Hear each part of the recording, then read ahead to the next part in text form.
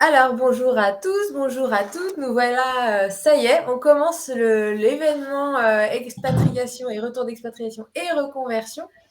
On est ravis de vous retrouver. Aujourd'hui, enfin, pour commencer, en tout cas, c'est notre live de lancement avec Cécile et Catherine qui représentent Expat Pro, avec qui on organise cet événement en partenariat. Donc, on va vous laisser quelques instants pour vous connecter, pour nous dire un petit peu qui vous êtes et où vous êtes à travers le monde. Alors, sur l'outil sur lequel on est, on ne voit pas vos prénoms. Donc, n'hésitez pas à nous mettre votre petit prénom et puis ensuite à nous dire où est-ce que vous êtes à travers le monde, que ce soit dans votre pays ou dans votre pays de votre pays d'origine ou dans votre pays d'expatriation. Ça nous permettra de pouvoir connecter avec vous. Et puis, si vous pouvez aussi nous dire dans le chat avant qu'on commence si vous nous entendez bien, si nous voyez bien, si tout est OK sur un plan technique.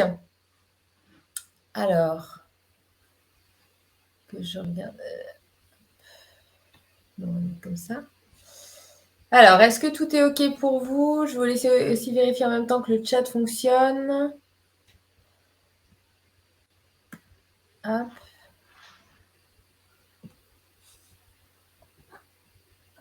Est-ce que vous nous voyez bien? Est-ce que vous nous entendez bien? Ah, ça fonctionne. Bonjour mesdames, je vous entends bien. Super. Ça marche. Si tu peux juste nous dire ton prénom, comme ça, ce sera plus facile pour nous pour te répondre. Eric à Montpellier, super, bienvenue. Donc, comme vous avez pu le voir quand vous vous êtes inscrit, et puis sur ce que j'ai pu aussi partager sur le groupe, donc c'est un événement qui commence maintenant et qui va durer jusqu'à mercredi, fin de journée, heure française en tout cas. Et on a vraiment à cœur, à travers cet événement, de vous parler d'expatriation, retour d'expatriation et reconversion. Et j'avais envie de vous partager un petit peu la genèse du projet et comment on en est arrivé là et à lancer cet événement avec Expat Pro. Bonjour Sandra, super. Donc en fait, moi j'ai lancé mon activité en fait, donc je suis coach stratège créative et intuitive et en fait j'ai lancé mon activité en étant en expatriation. Donc c'est un peu mon ADN, on va dire clairement. C'est comme ça que je me suis moi-même reconvertie. C'est comme ça que j'ai accompagné mes clients et mes clientes à se reconvertir aussi. Donc, c'est clairement la base de ce que je vis. Et ça faisait quelques temps que je n'avais pas organisé d'événement sur ce sujet-là. J'ai lancé l'événement autour de l'expatriation féminin en 2018. Et j'avais envie de parler de l'expatriation parce que je trouve que parfois, et vous me direz, Cécile et Catherine, comment vous le percevez, mais on le réduit un peu sur c'est tout de suite un changement, on change tout, on est forcément obligé de changer de job, donc ça peut être une réponse, mais je trouve qu'il y en a plein d'autres. Et j'avais envie, à travers cet événement, de proposer ou d'offrir la possibilité, en tout cas, d'ouvrir en fait les possibilités, de se dire qu'il y avait plein de formes de reconversion possibles, que peut-être on pourrait se reconvertir plusieurs fois dans notre vie et plusieurs fois dans nos expatriations ou dans nos retours d'expatriation, que une expatriation pour l'un n'est pas la même que pour l'autre, qu'en fonction des pays aussi ça s'adapte, et vraiment d'ouvrir les possibilités et toute la réflexion autour de ça pour permettre à chacune en fait d'aller picorer dans tout ce qu'on va partager pendant ces 3 jours et d'aller se dire tiens, ça pourrait m'aider, ça non, peut-être, ça me conviendrait plus. Et puis d'aller aussi se nourrir parce que là, vraiment, cet événement, il va s'appuyer sur des interviews, sur des témoignages, sur des parcours. Donc d'aller se nourrir de personnes qui sont déjà passées par là pour aller vous-même vous enrichir, vous nourrir, gagner en énergie, vous booster, puis vous donner peut-être l'envie ou l'énergie d'oser vous aussi vous reconvertir si c'est votre chemin, si c'est ce que vous avez envie. Donc le programme, c'est qu'on est vraiment sur 3 jours. Aujourd'hui, on est sur un marathon d'interviews sur 3 jours. On a 4 interviews aujourd'hui, on en a 3 demain, on en a 3 mercredi. Donc vous retrouvez les différents horaires chaque jour, je les ai mis dans le groupe. Mais en tout cas, aujourd'hui, donc on a ce live-là. Ensuite, on a un live avec Domitilla à 10h30. Un autre live avec Ducan à 12h30. Alors tout ça, c'est heure française. Ça vous donne... Voilà, après, vous regardez par rapport à vos pays respectifs. Et puis ensuite, c'est 15h avec Aurélie. À chaque fois avec des profils différents, des parcours différents, des lieux aussi d'expatriation et de retour d'expatriation différents. Donc ça amène aussi une diversité dans les histoires, dans peut-être les challenges aussi, les défis qui ont été relevés, puis aussi les belles aventures qu'elles vont toutes nous partager parce que finalement, on n'a que des femmes. On a été voilà, chercher aussi des expériences masculines et puis ça n'a pas matché en termes de timing. Donc voilà, on est sur un public d'intervenantes, en tout cas féminin. Qu'est-ce que je voulais vous partager d'autre? Eh bien, juste l'idée que pour moi, l'expatriation, j'ai aussi envie qu'on la regarde de façon globale parce que ça peut être un suivi de conjoint, ça peut être une décision d'une famille ou d'une personne seule ou d'un couple de partir vraiment vivre dans un pays, dans un cadre de changement de vie. Ça peut être, je rejoins mon amoureux qui est, j'en sais pas, en Amérique du Sud. Et puis ça peut être aussi plutôt un regard de digital nomade en disant, tiens, j'ai envie d'aller habiter dans ce pays-là et donc comment je construis mon parcours. Et je trouve qu'à chaque fois, il y a des choses qui se rejoignent, c'est des parcours, des recherches différentes. Et en même temps, il y a des choses qui se croisent. Donc, c'est aussi d'ouvrir par rapport à ça. Cécile, Catherine, je vous laisse prendre le relais et présenter peut-être Expat Pro en quelques mots. Et puis aussi, vous, quel est votre regard par rapport à votre reconversion et à l'expatriation peut-être de façon générale par rapport à ce que vous avez pu observer? Catherine, on te laisse commencer. Bon, d'abord merci Anne, voilà, d'une part d'organiser cet événement. Tu parlais effectivement du salon que tu avais organisé en 2018 et j'avais eu le plaisir d'en faire partie. Voilà, donc c'est intéressant de voir effectivement les parcours. Donc Expat Pro, enfin, on va parler avec Cécile, mais effectivement c'est un réseau de professionnels de l'expatriation qu'on a lancé avec Cécile en mars l'année dernière, voilà, donc il y a un peu plus d'1 an. Et l'idée, c'est effectivement de permettre aux expatriés de pouvoir trouver des professionnels dont ils ont besoin et des professionnels qui sont voilà, qui connaissent bien les enjeux de l'expatriation, qu'on a sélectionnés avec soin. Donc ça, c'est ce projet donc avec lequel dont tu fais partie, dont d'ailleurs certaines des intervenantes font partie également.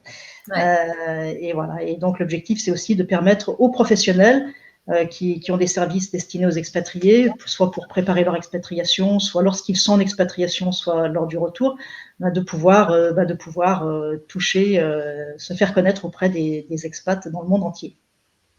Voilà. Super. Cécile, si tu veux rajouter quelque chose sur Expat Pro. Peut-être dire qu'on essaie de couvrir à peu près tous les besoins. On essaie, mais c'est un réseau qui est dynamique, donc on a de nouveaux experts qui nous rejoignent régulièrement. Peut-être dire aussi qu'on essaie de couvrir tous les besoins de la vie en expatriation, comme disait Catherine, avant, pendant et puis après l'expatriation. Et pour l'instant, on a 150, à peu près 140 experts qui sont regroupés dans 50 catégories pour essayer d'englober l'ensemble des enjeux de l'expatriation, qu'on soit en famille, qu'on soit solo, qu'on soit en couple seulement. Super. Comment vous vous êtes vous-même reconverti, ou ça veut dire quoi déjà pour vous se reconvertir en expatriation ou même de retour d'ailleurs? Peut-être Catherine déjà? Alors reconvertir, je sais pas. Enfin pour moi, alors c'est vrai que je suis expatriée depuis bien longtemps. J'ai commencé il y a pratiquement 25 ou 30 ans. Enfin je compte plus les années. Donc ouais. Dans 6 ou 7 pays, là je suis en attente éventuellement d'un nouveau départ. Là actuellement je suis à Paris depuis 1 an ou 2. On devrait repartir.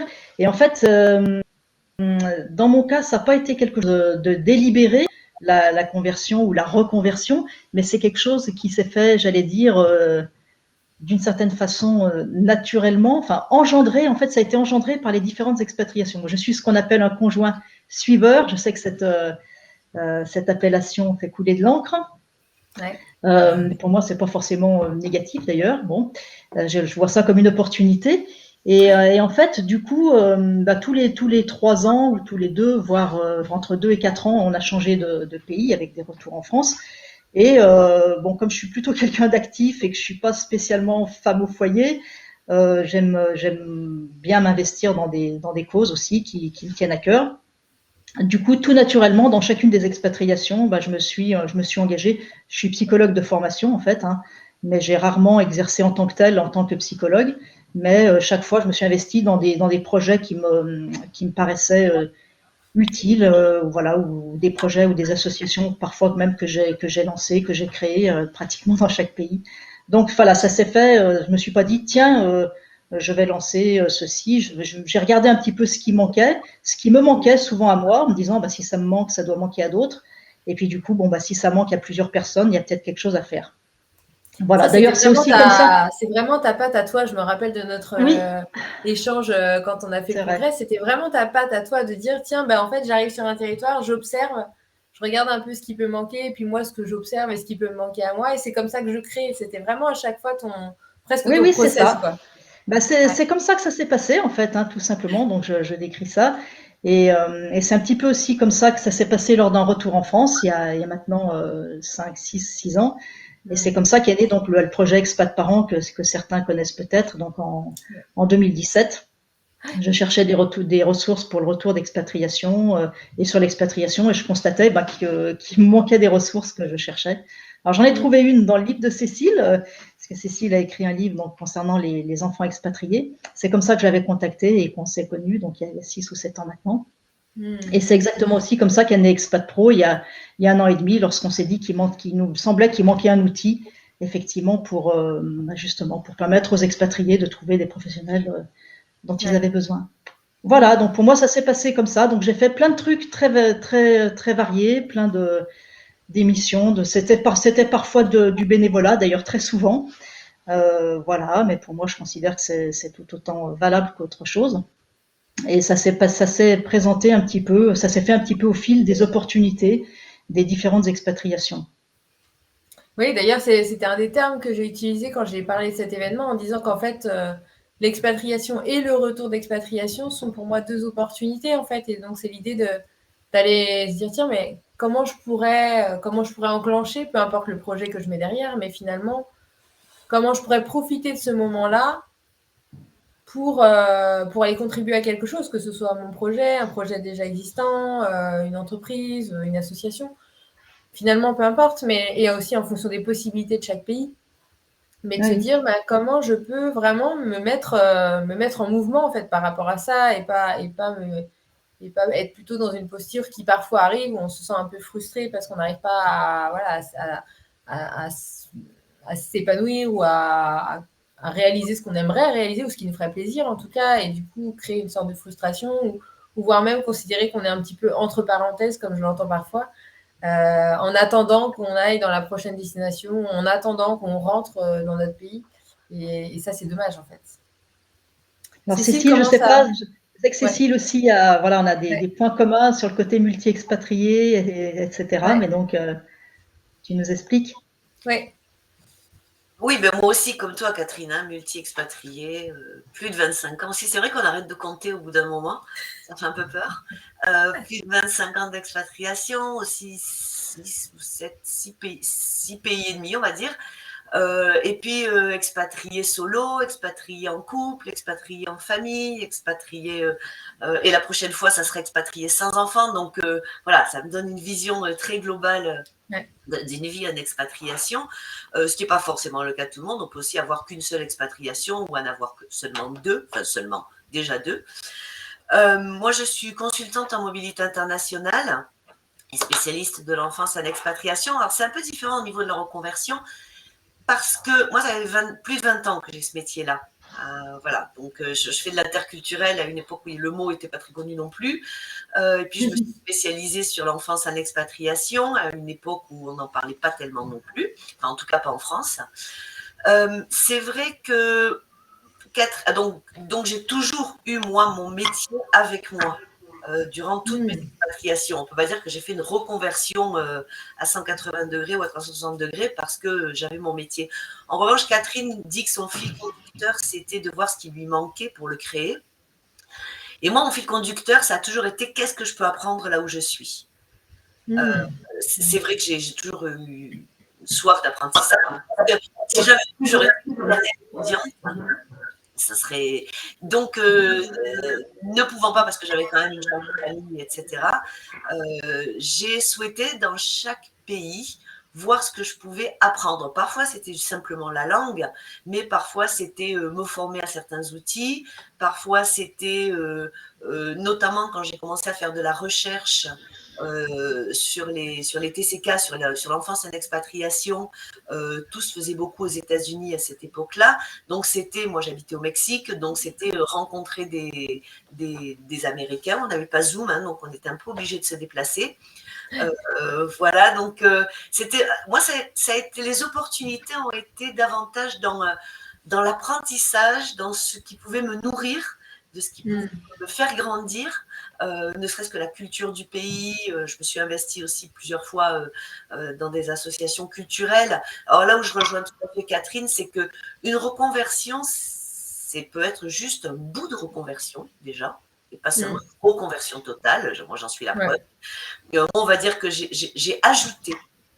Je ne me suis pas vraiment reconvertie, je ne suis pas vraiment typique des parcours que tu vas peut-être présenter cette semaine. Moi, j'ai ajouté chaque fois. J'ai capitalisé. En revanche, tu as enrichi ta pratique en fait. Comment? Tu as enrichi ta pratique de par le point de vue différent que tu pouvais. Perspective, ouvert sur d'autres horizons. Voilà, c'était pas seulement technique, mais également peut-être intellectuel aussi. Et puis relationnel. Voilà. Et puis c'est vrai que les expatriations qui se sont enchaînées, qui se sont suivies dans des contextes familiaux, professionnels différents, ça permet aussi de s'ouvrir tout simplement et d'avoir des idées. Et d'avoir des idées et de se dire, mais ça, effectivement, ça me passionnerait. Je ne l'ai jamais fait. Mais pourquoi pas maintenant? Voilà. Moi, j'aime beaucoup l'idée de saisir les opportunités quand elles se présentent. Et je pense que l'expatriation, c'est un enchaînement d'opportunités. Même dans une seule expatriation, on peut avoir plein d'opportunités. Et comment garder toujours cette... Parce qu'avec toutes les expatriations que vous avez faites, c'est à chaque fois, qu'on soit de retour dans son pays ou d'ailleurs dans une expatriation à l'extérieur de son pays, c'est à chaque fois remettre en place des choses, c'est refaire comme un processus, quoi. Comment on garde en permanence cette envie, cette curiosité, cette énergie aussi pour se re-questionner, se redemander comment on va s'investir ici ou qu'est-ce qu'on va apprendre là, etc. Peut-être que c'est naturel.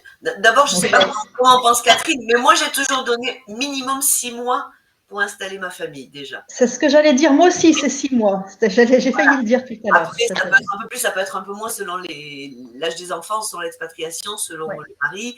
Mais je pense que tu es d'accord, Catherine, que... Oui, mais à la fois, quand on sait qu'on va rester que 3 ans, on se dit 6 mois, mais il ne faut pas plus, quoi. Donc, ça pousse. Quand on sait combien de temps on va rester, c'est pas... Oui, nous, on savait, voilà. Donc, du coup, ça incite à se dire, bon, ok, je prends le temps, etc. Mais allons-y, quoi. Perdons pas de temps parce que si on veut avoir le temps de réaliser quelque chose, faut y aller, faut y aller, quoi. Moi, me concernant, toi, Catherine, je sais pas, moi, me concernant, j'ai toujours l'impression que les choses venaient à moi. C'était plutôt oui, tout à fait. Je ne les accueille pas, mais je me suis jamais, à aucun moment, je me suis dit, bon, alors ici, qu'est-ce que je fais, comment je travaille dans cet environnement. De toute façon, il fallait que je reconstitue mon portefeuille, il fallait que je reconstitue mon réseau à chaque fois. Donc finalement, peut-être que j'avais l'impression que les choses venaient à moi. Après, je vais essayer d'en accueillir certaines et de ne pas en accueillir d'autres. Mais je pense que pour que les choses viennent à toi, il faut que tu sois disponible aussi. Voilà. Voilà, faut être ce que tu disais tout à l'heure, curieux, ouvert, en quête de, regarder, comme tu disais Anne tout à l'heure, explorer, emmagasiner dans un premier temps, voir comprendre comment ça fonctionne autour de toi dans ce nouveau pays. Moi, je sais quand je suis arrivée au Vietnam, c'était tellement complètement différent de ce que j'avais connu auparavant que ça a pris un peu de temps. Et je me suis dit, oh là là, ça va. Et puis finalement, ça vient effectivement quand tu es ouvert, quand tu es attentif, quand tu es disponible. Alors après, où est-ce qu'on trouve l'énergie, l'envie? Je sais pas. Je pense qu'effectivement, ça fait un peu partie de nous. C'est peut-être aussi ce qui nous a incité à partir. Hein. Si on n'a peut-être pas cette énergie, cette curiosité, on part peut-être pas s'expatrier. Je sais pas. Ouais.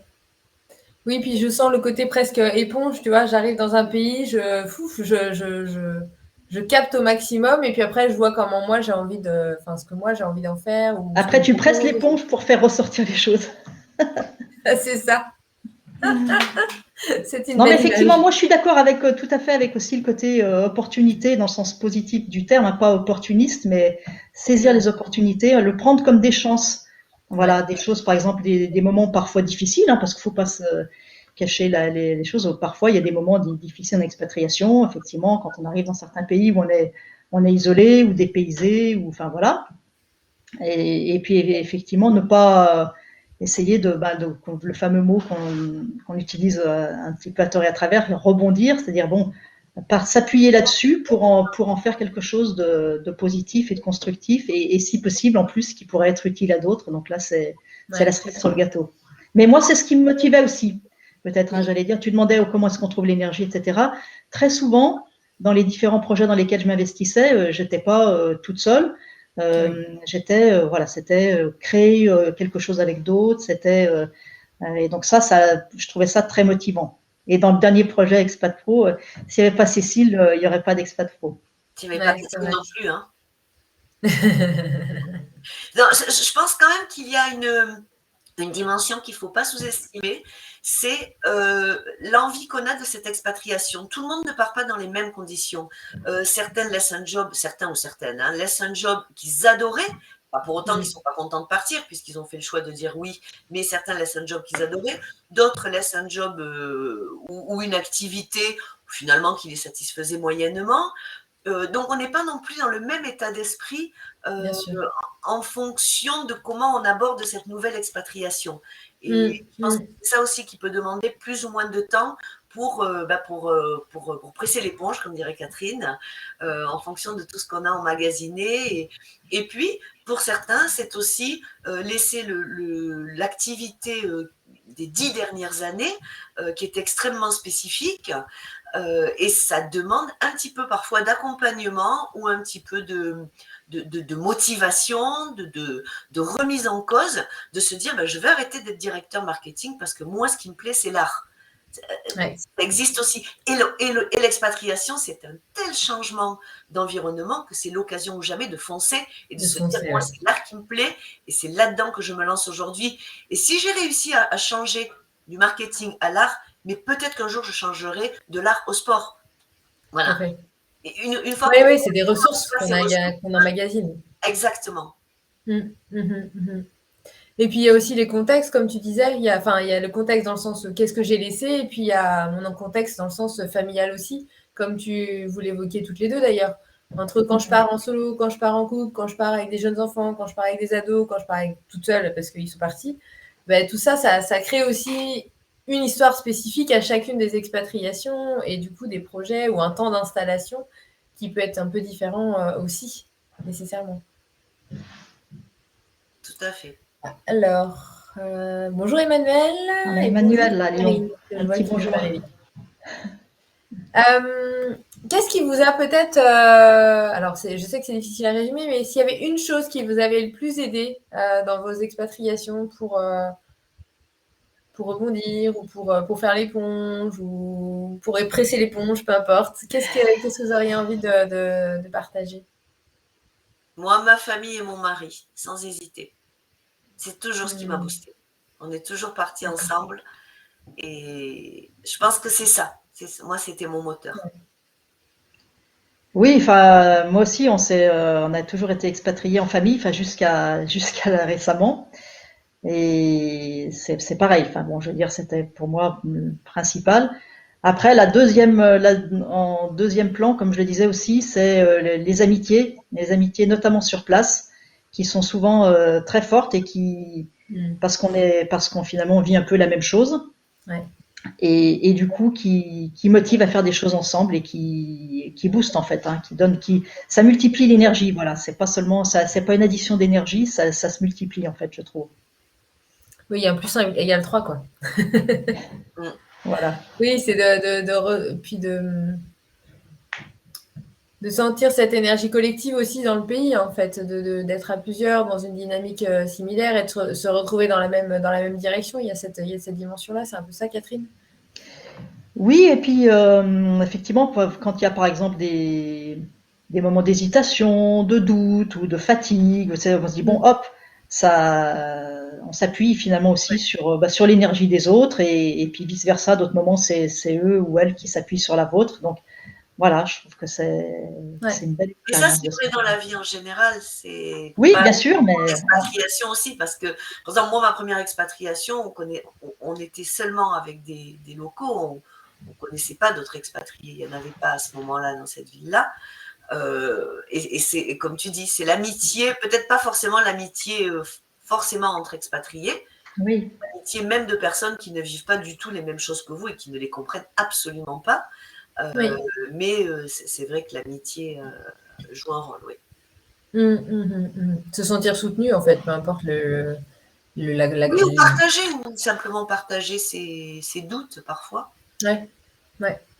Mais bon, maintenant, on a des réseaux. Après, c'est pas là, c'est comme pour Catherine, j'imagine. Moi, quand je suis partie, il n'y avait pas Internet la première fois. C'est pas du tout la même chose qu'aujourd'hui, où je communique quasiment tous les jours avec des amis ou des contacts professionnels, mais aux quatre coins du monde. Ça n'a rien à Non, voir. mais ça a tout changé, oui. Ouais, c'est sûr. Alors, bon, d'une certaine façon, ça serait un autre sujet de discussion.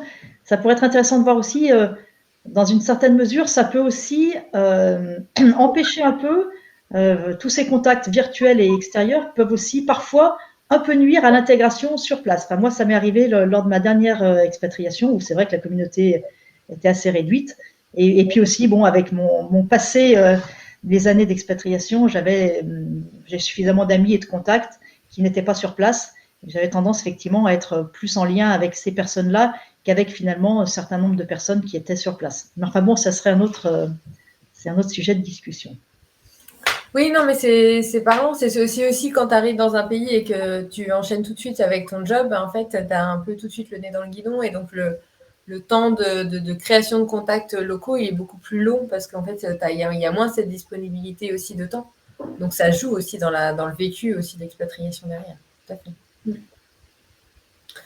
Super, eh ben, écoutez, c'était chouette. Est-ce qu'il y a autre chose que vous voulez partager qui peut-être par rapport à l'événement, par rapport à voilà ce que vous avez envie de. Moi, je voudrais, oui, te féliciter parce que je trouve que écouter d'autres personnes qui ont des parcours, comme on dit, inspirants, mais en tout cas différents des siens, je pense que c'est une bonne façon aussi de s'ouvrir et de se rendre compte que si d'autres l'ont fait, on peut le faire, qu'il n'y a pas une seule forme de reconversion, comme il n'y a pas une seule forme d'expatriation, ni une seule forme de vie d'ailleurs, tout simplement. Tout simplement. Et je trouve que c'est très, très pratique et très concret d'écouter les autres et ça va tous nous parler. Ouais. Donc, merci Anne, parce que j'aime beaucoup le format de ce que tu proposes aujourd'hui. Merci Cécile. Pareil, voilà, d'une seule voix. Alors je vois qu'il y a des questions, mais c'est pas le moment d'y. Bon. Alors, je ne peux pas. Nous pourrons revoir les échanges en replay. Oui, tout sera en replay sur le groupe, donc vous pouvez les voir et les revoir. Et puis je laisserai le groupe ouvert un petit peu, donc vous aurez le temps aussi. Vos enfants ont-ils toujours eu envie de partir? Je ne sais pas. Aucun enfant n'a envie de partir au départ. C'est le propre des enfants, c'est qu'ils n'ont pas envie de partir et ils subissent la décision des parents. Après, ils peuvent être plus ou moins enthousiastes selon l'âge, selon la personnalité, selon le pays de la nouvelle destination. Mais je crois qu'aucun enfant à 100% a envie de quitter ses amis, a envie de quitter son environnement, a envie de quitter ses activités. Non, bien sûr que non. Ah, je sais pas, Cécile. Moi, je sais que quand on a quitté Paris à un moment pour partir au Vietnam, je peux te dire qu'il y a eu des hurlements de joie dans l'appartement. Bon, ils savaient pas ce qu'était le Vietnam. Ils avaient 4, 8 et 12 ans, mais ils étaient ravis de quitter Paris et de repartir. Voilà. Alors, oui, peut-être. Donc, comme quoi, ça peut quand même arriver. Je crois qu'il y a, c'est pareil, il n'y a pas de recette. Il n'y a pas de recette. D'une famille à l'autre, ça change. D'une expatriation à l'autre, ça change. D'un enfant à l'autre au sein de la même famille, ça change. Mais moi, j'ai simplement, mon expérience personnelle, c'est quand même que j'ai trouvé que c'était, quand ils étaient petits, j'allais dire, ils se posaient pas la question. Le point central d'ancrage, c'est les parents. Et les parents partent, et ils partent aussi. Et puis voilà. Quand il y a l'adolescence qui arrive, bon là, c'est un peu plus compliqué parce que l'adolescence, l'expatriation leur fait vivre un peu l'inverse de ce que devrait être le mouvement normal, entre guillemets. c'est-à-dire s'éloigner un peu des parents et puis se rapprocher de leur père, de leurs semblables. Et l'expatriation leur fait vivre un peu l'inverse, c'est-à-dire suivre papa, maman, et puis en revanche quitter leur père. Donc là, je trouve qu'avec l'adolescence et l'expatriation, c'est plus difficile en fait. Hein. Ouais, c'est vrai que je pensais plutôt à des enfants grands qu'à des enfants petits. Oui. Quand ils sont petits, ça se fait plus facilement. Ouais. Et puis ça dépend effectivement du pays, de ce qu'on leur transmet du pays aussi, forcément. Oui, il y a des pays qui les. Familial aussi. Je pense que les parents ont quand même un rôle à jouer dans le. Ah ouais. C'est sûr qu'il y a un des deux parents qui part un petit peu moins, de façon moins optimiste. Je sais pas. Je pense qu'il n'y a pas vraiment beaucoup de réponse. Ouais. Voilà. Pas de Tout à fait. Et il y a un commentaire, mais je le vois pas très bien. Ah, si. Plus les enfants grandissent, plus c'est dur de quitter leurs amis. Ouais. Et après, une vie sociale très active en Écosse, ce groupe d'amis manque énormément. Plus les enfants. Ouais. C'est de les accompagner, quoi, sur ce chemin-là. Super, bah écoutez, merci à vous deux pour ce beau live de lancement avec déjà plein de choses qui transparaissent, qui vont de toute façon se nourrir tout au long de cette semaine. Et puis donc, on va se donner rendez-vous dans 25 minutes avec Domitilla pour notre... J'ai vraiment l'impression que c'est un marathon des lives aujourd'hui.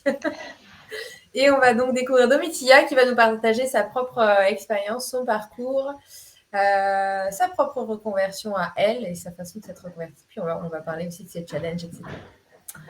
Merci Cécile, merci Catherine. Merci Anne. Bonne semaine, enfin petite semaine. Ouais, merci à vous deux. À bientôt et à tout à l'heure sur le groupe. Au revoir Anne. Au revoir.